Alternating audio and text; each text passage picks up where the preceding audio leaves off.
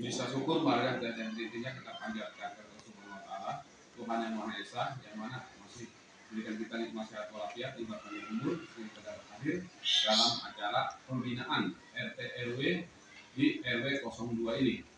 Pertama saya mengucapkan terima kasih dan apresiasi ini atas ketersediaan Bapak Ibu sekalian dalam menyediakan tempat atau waktu bagi saya. Di sini saya akan mencoba pembinaan RT RW untuk RW 02 ini. Yang pertama yaitu mungkin kita ketahui bersama RT RW itu merupakan pelayan masyarakat. Pelayan masyarakat tersebut pasti kita akan mempunyai buku surat-surat yang ada. Pertama pasti kita orang datang warga masyarakat dan kita pasti minta surat pengantar. Apapun pengantar untuk nikah, untuk bikin KTP dan sebagainya, pasti minta surat pengantar ke RT dan RW. Berarti kita mempunyai buku register. Ya, buku register itu apakah sudah ada dan belum itu harus ada buku register tersebut. Ya, buku register. Kemudian kita biasanya juga kan ada buat surat tuh. RT atau RW bikin buat surat ke warga atau ke RT atau ke kelurahan dan sebagainya, kecamatan, itu pasti ada buku surat keluar. Ya mohon buku surat keluar itu ada tercatat, jadi ada nomornya.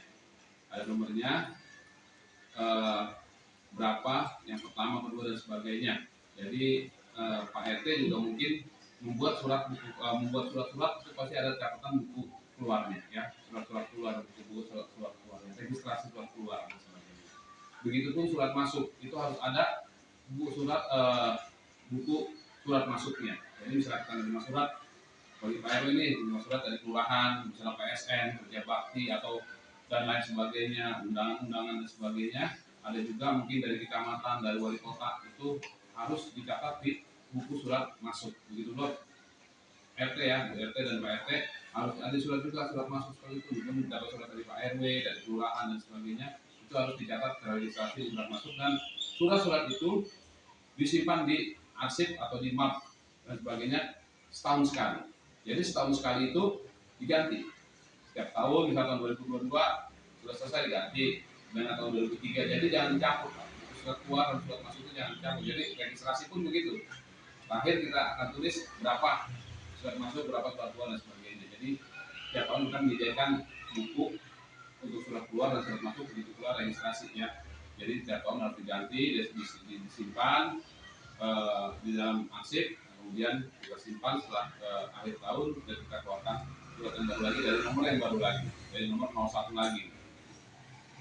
Kemudian di sini juga mungkin Bapak Ibu sekalian kan pasti mungkin bendahara yang mengerjakan ya, jadi pasti ada keuangan yang masuk, itu pasti dari warga, mungkin ada uang iuran dan sebagainya, ada juga uang operasional yang diterima oleh RT RW, itu dimasukkan dalam, ada juga Pak buku laporan keuangan, buku surat awal, laporan keuangan keluar, masuk dan sebagainya. Mungkin masuk dari warga, kalau warga misalnya dimintain satu orang 50.000, berarti ada 30 warga, sekian ratus ribu masuk bulan September misalnya. Kemudian dikeluarkan buat apa nih? Buat rapat seperti ini, itu harus dikeluarkan Pak. Ya, jadi buat uang keluar kemana? Kita misalnya ada kerja bakti, pasti kan ada PSN, ada siskamling, pasti kita mengeluarkan duit tuh, kerja bakti dan sebagainya. Pasti kita mau beli rokok, beli makanan dan sebagainya, itu harus dicatat di surat keluar dan surat masuk. Ya, begitu pula uang operasional kita masukin aja di situ. Jadi kita itu buat beli tinta, buat beli kertas, pulpen, mungkin untuk uang operasional kita ke kelurahan, itu kan perlu bensin, ya kan, perlu bensin, kita ke wali kota dan kemana-mana dan sebagainya, itu kita perlu pas keluar motor kita perlu bensin, itu bisa dicatat di situ di masyarakat, ada laporan ke uang operasional itu ya, yang bulan sekali. Kemudian juga di sini saya minta untuk Pak RT terutama ya, itu mungkin ada data warga. Ya, data warga, misalnya warga satu nih siapa, nama keluarganya Pak Mahmudin, anaknya siapa, mungkin ada nicknya di situ, alamatnya pasti sama kan, jenis kelamin dan sebagainya, pekerjaan dan sebagainya. Jadi seperti nomor 2 misalnya Pak Cecep, siapa istrinya, siapa anaknya dan sebagainya. Jadi kita tahu warga kita satu-satu seperti anaknya dan sebagainya, kalau bisa sih ada tempat tanggal lahir, nik dan sebagainya. Alamat seperti sama ya, pekerjaan dan sebagainya. Juga nomor rumahnya, nomor HP-nya. Jadi kalau ada apa-apa kita gampang. Misalnya Pak RT nih harus punya, terutama Pak RT ya. Kalau Pak RT mungkin nggak mungkin punya data warga, dia mungkin hanya rekapan saja. Tapi kalau Pak RT harus mempunyai data warga itu, harus ada nomor HP-nya, Pak Mahmudin, anak saya berapa, istri, kemudian alamat di mana, pekerjaan dan sebagainya, dan ada juga nomor HP-nya. Jadi kalau apa-apa kita gampang berhubungan. Walaupun di situ Pak RT mungkin bisa ngambil ya, mungkin ada di WA grup RT ada ya pasti ya.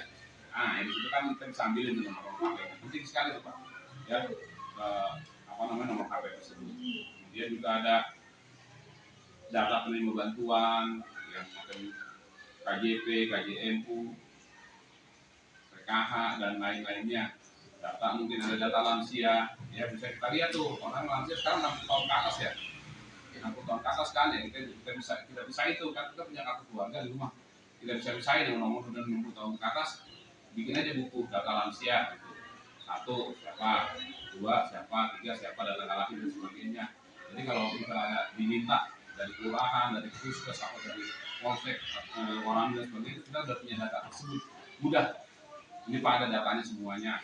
Itu ada juga data wisma kan, mungkin ibu PKK itu ya, data wisma yang tiap 10 rumah itu data wisma dan sebagainya. Mungkin bapak ibu memang memerlukan buku banyak ya, beberapa buku ya, itu bisa kita beli mungkin dari uang operasional yang kita dapatkan dari kelurahan setiap bulannya.